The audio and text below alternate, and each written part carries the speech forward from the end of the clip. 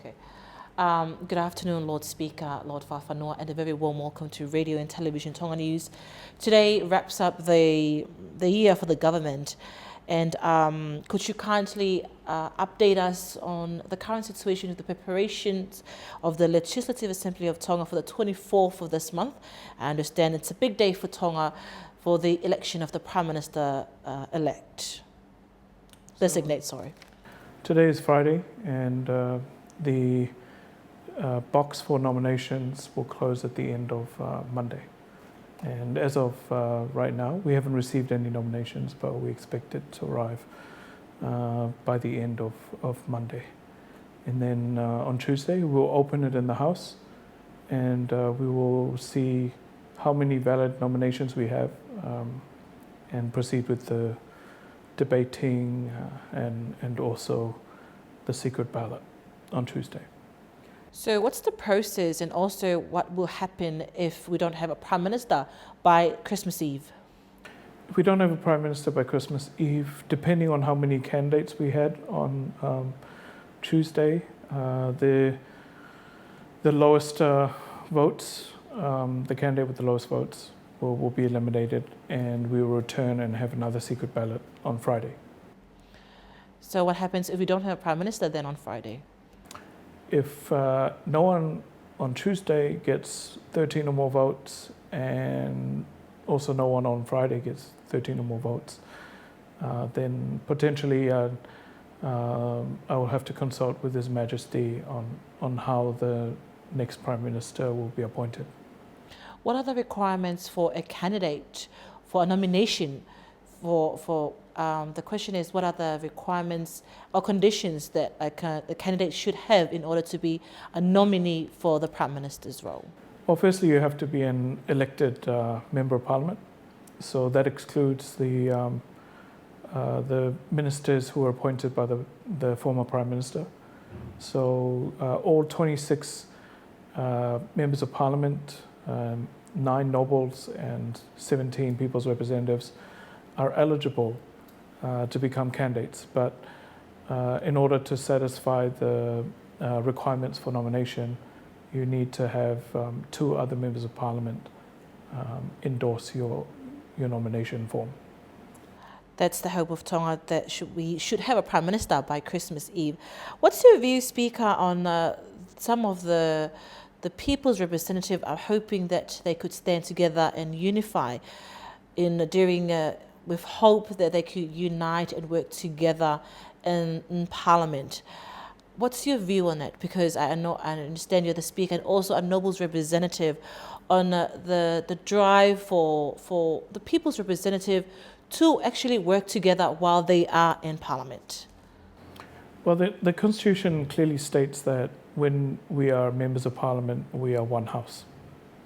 Irregardless of if you are one of the 9 nobles who are elected into Parliament or one of the 17 people's representatives. Once you are in Parliament, you are all equal.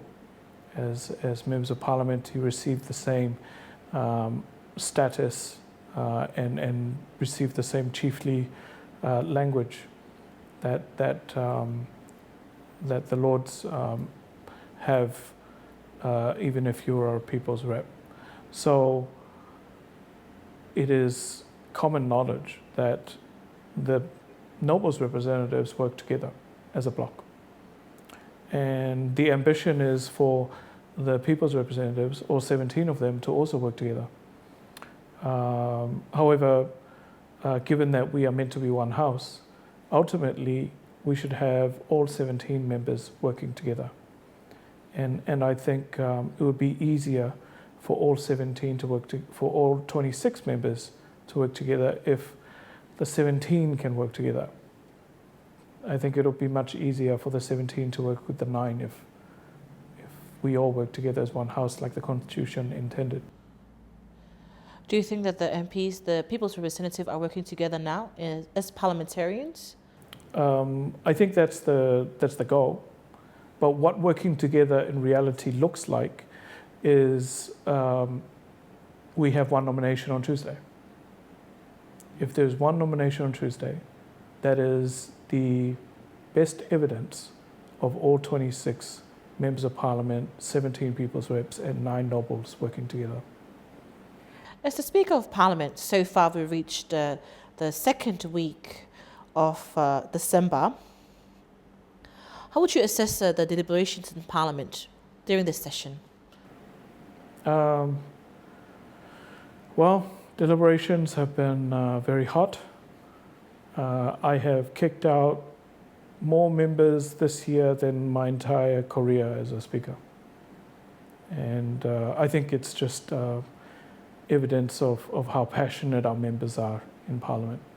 But I have to remind them that there is a decorum and a parliamentary convention, and there is respect that we have to use when carrying out our work. Could you kindly share some highlights from this year's session that's quite historical, not only for the Legislative Assembly of Tonga, but for the nation as a whole?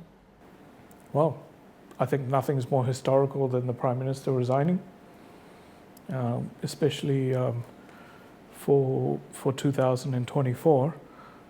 Whether you would call it a high or a low, everyone remembers that. I think it blasts everything else out of the water. So what are you looking forward to for next year?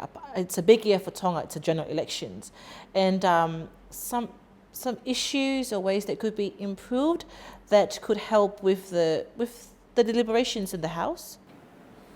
Well, if we use the recent example of the contention between whether we should have followed Constitution 50A or 50B, 50A being the Prime Minister clauses and 50B being the vote of no confidence against the Prime Minister. The Prime Minister's untimely resignation before we were tabling the vote of no confidence under 50B, I think in the future perhaps we might want to amend 50A by adding a caveat to the resignation, barring a future Prime Minister from resigning if he's facing a vote of no confidence. I think that means that we would have avoided the general election schedule that pushed this out for 14 days instead of resolving a new Prime Minister within 48 hours. Just one last question, Lord Speaker. How many bills were passed during this parliamentary session? I don't remember. Or any other comments you would like to make to wrap up this hour's interview? No, I just want to wish everyone a Merry Christmas and a Happy New Year. Despite what's happening in Parliament, it's just work and everyone still has a life. The Speaker of Parliament, Lord Fakafanua. Thank you.